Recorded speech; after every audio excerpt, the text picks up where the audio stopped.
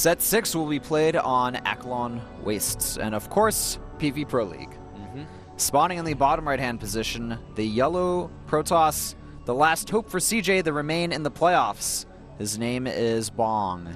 His opponent, just one more game and they knock one more competition out of Pro League playoffs. His name is Best from SK Telecom T1. Now before we begin the match, just one more thing.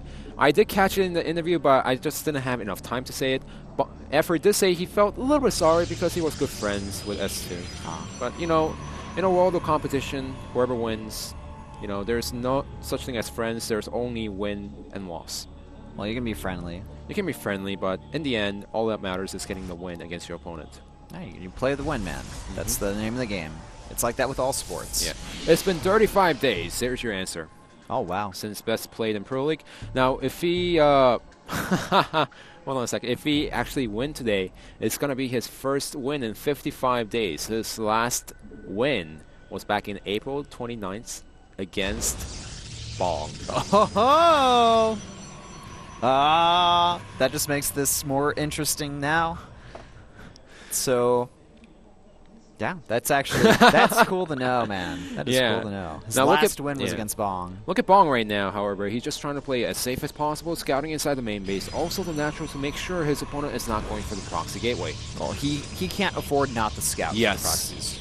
You know, it's PvP, man. There are no innocents. And also, he's in such a position that he cannot die to such cheese. Yeah.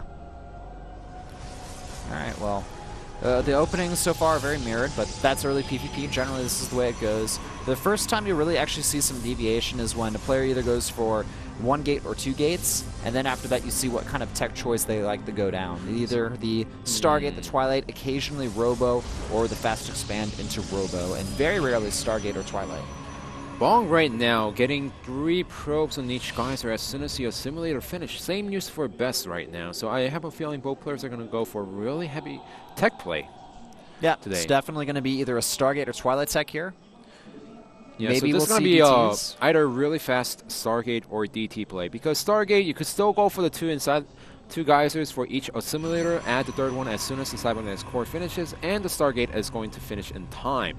However, given the build from both of the players, Bong right now getting a 2nd gateway, Cybernetic core finishes, while Sentry. Best. All right, let's see what he's going to go for.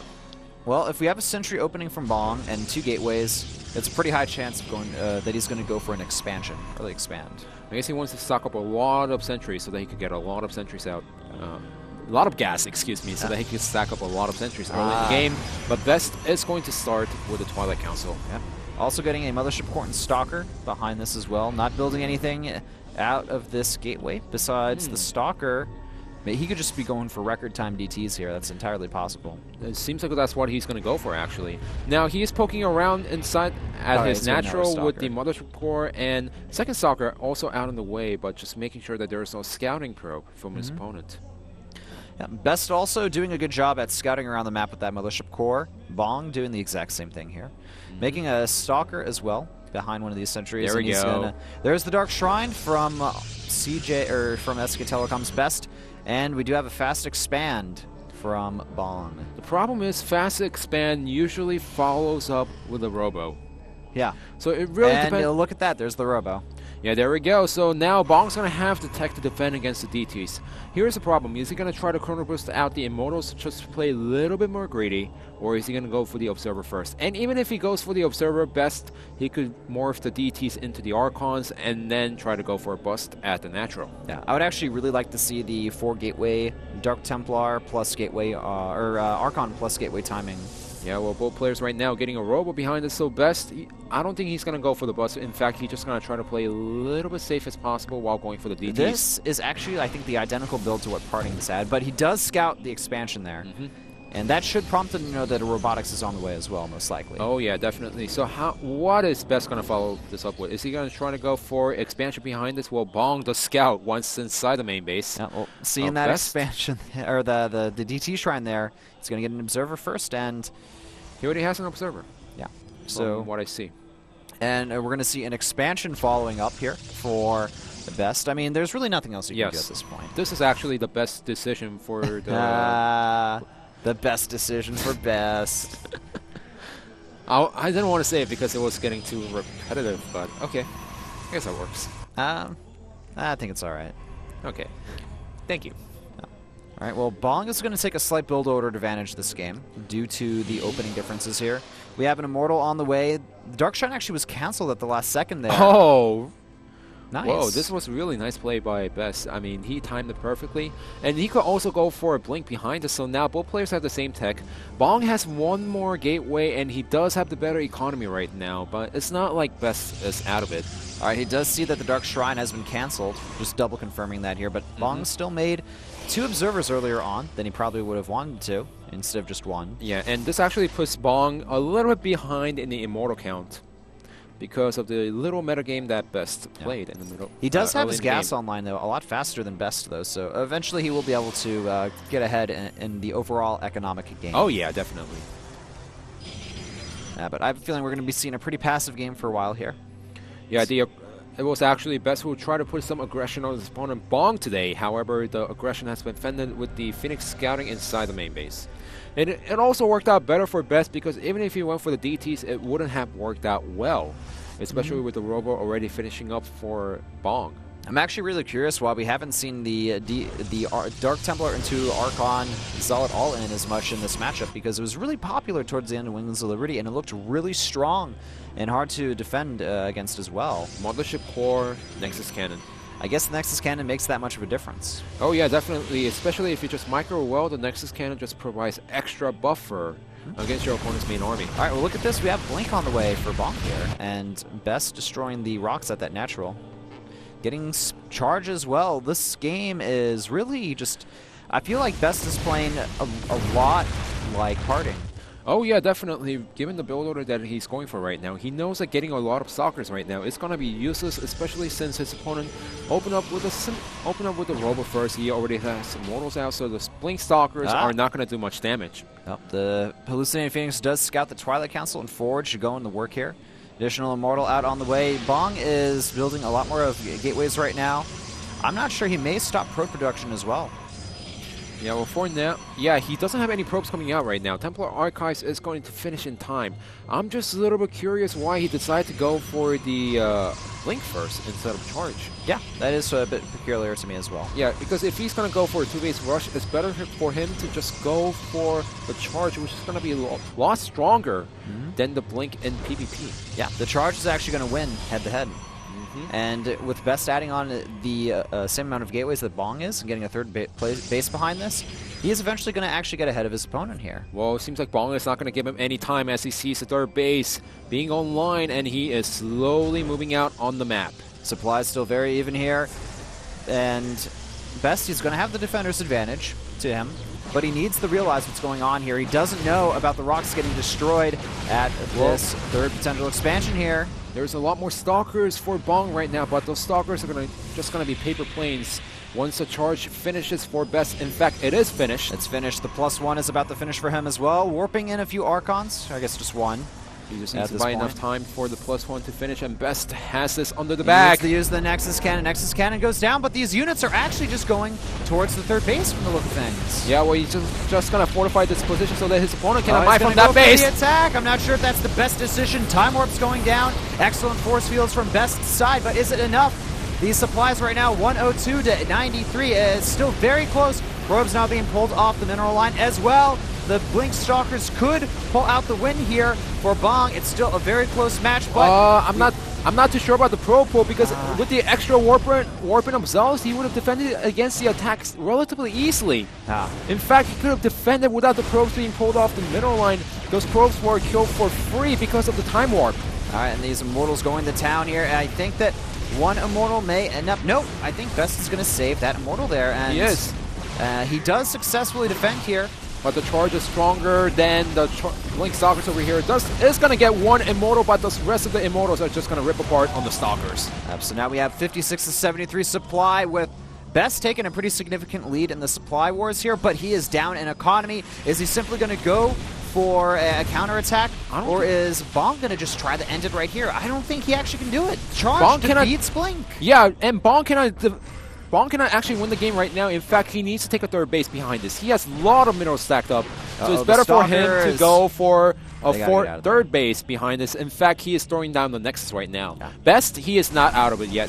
Yes, he did lose a lot of probes, which was a little mistake in my personal opinion, but he still has more Nexus than his opponent, so all he has to do is Chrono Boost out a lot of probes. And if you look at the quality of the units between the two players, Best has more Immortals than his opponent. Charge defeats Blink over time. And we don't even see any charge on the way for Bong. And I think he really intended on ending the game with the push there. And he was actually pretty close to doing it. If he had charge instead of Blink, he could have done it. Now, there's definitely a good chance at him being able to do that in this scenario. But looking at the big picture here, Best is going to take a bit of a lead here. And the probe count is already almost equalized. Like I said, 3 Nexus compared to 2. Now, Best is already well fortified in this position once Bong blinks in. Those Immortals and, well, never mind, these Immortals are just charging towards the Stalkers. Did they see the pylon? I don't think he did. No, I don't think he did either. But it doesn't matter, as long as there's no counter push happening right now, Best is completely fine. Look at this, 54 probes to 54, both players are same in economy, but look at the number of Immortals. Best has 1 more Archon and 3 more Immortals behind this. He also has more charge lots as well, and also charge, so also going for an additional upgrade, the +2, and he has taken a pretty significant supply lead as well. Actually, no, Bong, as soon as I said that, he like jumped up to the same supply, but Effort going to keep popping up here, and these Immortals are just, the Stalkers do not want to move in here, but this is a bit risky actually from our SK Telecom player as well. In fact, if those were charge loss instead of Blink Stalkers, those Immortals and Zealots would have gotten shredded apart. So now we have a stalemate between the two players, as both players are similar in the probe count.